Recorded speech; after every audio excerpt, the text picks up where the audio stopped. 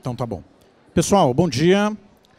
Bom dia, bem-vindos aí ao Expresso 3, ao espaço da BTD aqui para a gente bater um papo sobre um dos temas que nós enviamos para o congresso da BTD, que é Treine Menos e Desenvolva Mais. Eu vou aqui, de forma muito sucinta, compartilhar com vocês algumas percepções associadas à questão da aprendizagem e algumas reflexões que, como empresas, nós precisamos fazer. Eu me chamo Lincoln Firosman, eu sou sócio-diretor de uma consultoria chamada Latef, consultoria de luxo. Nós trabalhamos na América Latina toda, do Brasil até o México, fazendo programas customizados para empresas públicas e privadas. Pois bem, por que nós trouxemos esse tema para apresentar e discutir nessa reflexão aqui com vocês? Eu sou professor e coordenador de pós-graduação da FAAP, a Fundação Armando Álvares Penteado, que esse ano completa 70 anos. Eu coordeno 2 cursos de pós, um chamado Administração de Empresas e Inteligência Estratégica Empresarial e outro chamado Gestão de Pessoas, Desenvolvimento Estratégico do Capital Humano. Atendemos Big Fours, empresas, como eu havia comentado anteriormente, públicas e privadas. E a nossa reflexão sempre paira sobre o processo de desenvolvimento organizacional e, consequentemente, das pessoas. Existem algumas questões que envolvem literatura, arcabouço teórico, reflexões pedagógicas, mas a minha premissa da conversa aqui com vocês é traçar um paralelo histórico e aí, a partir daí, fazer com que cada um consiga, através das suas próprias reflexões, uma análise posterior. Então, a minha apresentação vai ser muito sucinta, mas eu prefiro iniciar a nossa conversa falando um pouco sobre o contexto histórico. Eu sou historiador de formação, então se me deixassem aqui eu ficaria mais horas conversando. Eu sou pós-graduado em administração e sou mestre em planejamento urbano. Então eu tenho uma formação muito diferenciada do ponto de vista pedagógico para quem trabalha com educação corporativa. E boa parte dos colegas que hoje estão dentro da área, quando eu pergunto para eles quando surgiu o desenvolvimento ou treinamento organizacional, boa parte deles não sabem responder. E não sabem porque o contexto histórico da área de treinamento nasce no século passado, quando nós treinávamos, mas não desenvolvíamos. A nossa preocupação na indústria era muito mais preparar a mão de obra qualificada depois da Revolução Industrial, para que as pessoas pudessem executar corretamente uma tarefa, do que necessariamente preocupado com o comportamento e o desenvolvimento dela dentro do ambiente de trabalho. Eu costumo dizer que a gente pode treinar e não desenvolver, mas a gente não desenvolve sem treinar.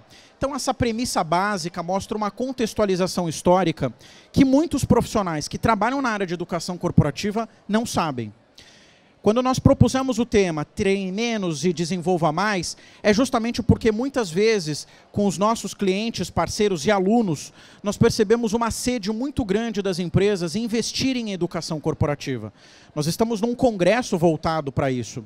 Mas a questão é, eu estou mais treinando o profissional a executar uma tarefa de forma repetitiva, a ponto dele ser habilitado naquilo, ou eu estou preocupado com a mudança de comportamento que o desenvolvimento vai gerar naquele profissional? E é essa mudança, o que a gente brinca dizendo do pulo do gato, que faz a diferença no processo do entendimento histórico entre o treinar e entre o desenvolver. Então a gente pode observar aí pelo contexto histórico que essa reflexão ela é muito profunda aí dentro das organizações. Quantas pessoas que trabalham na área de educação corporativa de fato são treinados, preparados, desenvolvidos para tal? Boa parte das empresas acabam assumindo a área de treinamento e desenvolvimento, mas não necessariamente são profissionais que foram desenvolvidos para tal. Porque não existe nenhum curso de pós-graduação, mestrado, doutorado, ou um curso longo que desenvolva esse profissional que vai trabalhar com educação corporativa. E trabalhar com educação corporativa é muito diferente de trabalhar com educação pedagógica, por exemplo, que é a forma como a criança aprende, que nós já sabemos que nas principais correntes pedagógicas diz que a criança sempre vai aprender pela repetição ou pelo exercício contínuo dela. O adulto não.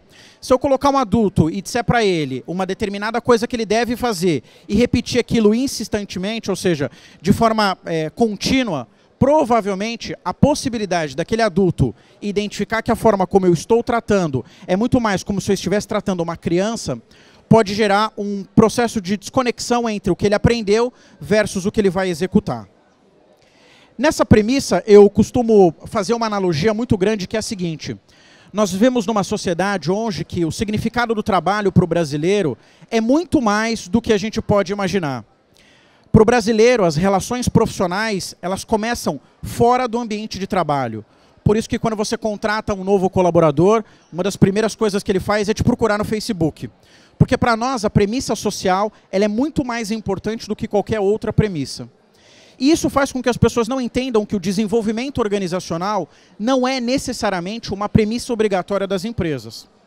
Quando eu trago essa discussão com os alunos ou com os nossos clientes, normalmente suscita debates calorosos e profundos, porque as empresas dizem, mas o meu papel é investir na educação corporativa. E de fato, sem dúvida nenhuma, isso faz toda a diferença. Mas a grande questão é como nós relacionamos a ideia do trabalho com o desenvolvimento organizacional. Nós estamos passando por uma série de mudanças na nossa legislação trabalhista. E a forma como as pessoas querem ser desenvolvidas nas empresas também tem mudado.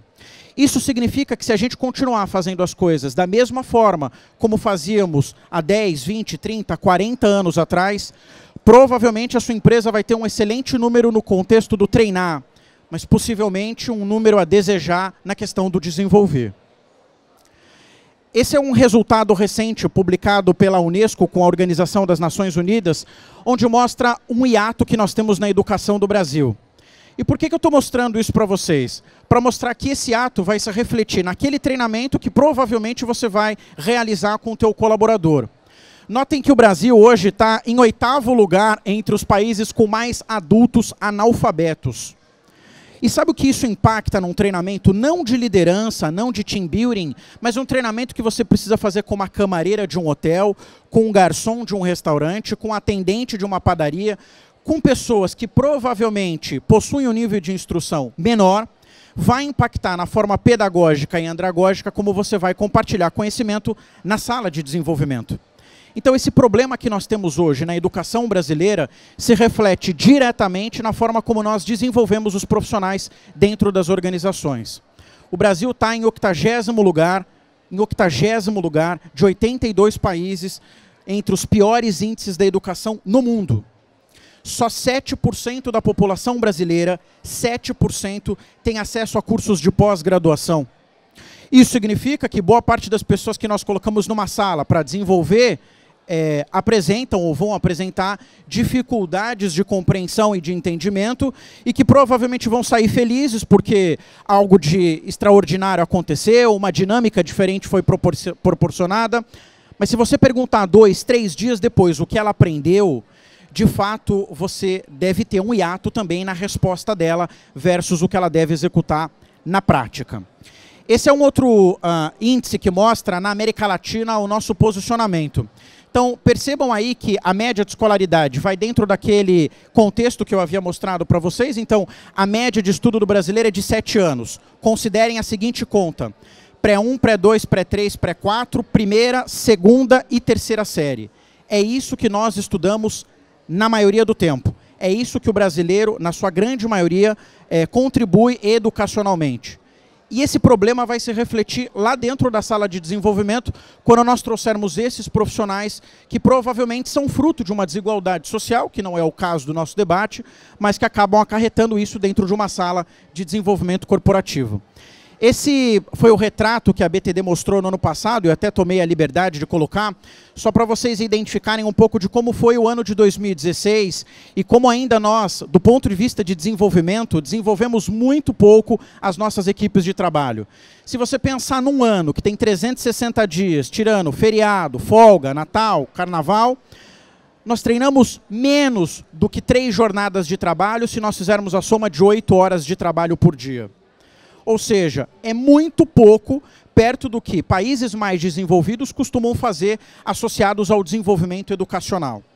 Isso mostra que o relatório apresentado pela BTD, se a gente considerar que menos de 1% é o que a gente investe no desenvolvimento, no resultado do ano passado, a gente ainda tem muito para caminhar dentro desse cenário. Por isso a gente foca mais nas pessoas e menos no curso. Eu fui dar um treinamento de liderança há certo tempo atrás e perguntei na apresentação para os presentes qual era o estilo de liderança daquele profissional. E a resposta dele foi: eu sou tranquilão. Legal, você é tranquilão, mas assim, me conta o que é ser tranquilão. Não, eu sou um cara de boa. Eu entendi. Mas me fala o que é ser um cara de boa. Não, eu sou o que sou. Legal. Aí para o segundo eu perguntei: qual que é o teu estilo de liderança? E a resposta foi: eu não quero ser líder. E aí a minha pergunta inconsciente foi, o que você está fazendo então aqui? Às vezes nós nos preocupamos muito no tema, no curso, no programa, mas a gente não está focado no de fato que as pessoas precisam. E às vezes as necessidades das pessoas são diferentes do que o mercado diz que nós devemos fazer. Então esse ponto de reflexão deve ficar na mente de todo mundo que trabalha com educação corporativa. Por fim, vocês estão vendo aqui uma imagem de como nós ensinávamos, na época dos índios, as pessoas. Ou seja, essa imagem, que é uma pintura, uma obra, retrata muito como o processo de aprendizagem acontecia há 2, 3, 4 séculos atrás. Pois bem, olhem bem essa imagem. É assim que nós continuamos a fazer educação, do mesmo jeito, cartesiano, ortodoxo, sem fazer com que as pessoas experimentem o aprendizado de uma forma personalizada e direcionada. Se nós não mudarmos a forma como nós fazemos educação, a educação corporativa, que é o elo que nos une nesse congresso, dificilmente vai conseguir cumprir a sua missão. Para encerrar, os processos metodológicos, que muitos de vocês às vezes se perguntam qual é a metodologia que eu devo utilizar. Eu costumo perguntar às vezes quando eu vou no treinamento qual é a metodologia que vai ser utilizada ou qual eles querem que utilizem. E a resposta é, usa o PowerPoint. O PowerPoint não é a metodologia, é o método. Você quer que eu trabalhe com CAV, você quer que eu trabalhe com andragogia, você quer que eu trabalhe com as 6Ds, você quer que eu trabalhe com 70-20-10. Boa parte dessas perguntas e dessas metodologias, os profissionais da área de educação corporativa ainda desconhecem. Tá bom? Eu deixo essa frase para encerrar os meus 15 minutos. Como alguém se torna uma borboleta, basta querer voar tanto até chegar ao ponto de estar disposto a desistir de ser uma largata. A gente precisa mudar a forma como nós estamos desenvolvendo os profissionais dentro das empresas. Porque senão a gente vai ter mudança técnica, mas a gente não vai ter desenvolvimento de comportamento. Tá bom? Obrigado pelos 15 minutos. Foi um prazer estar aqui com vocês. Até a próxima. Obrigado.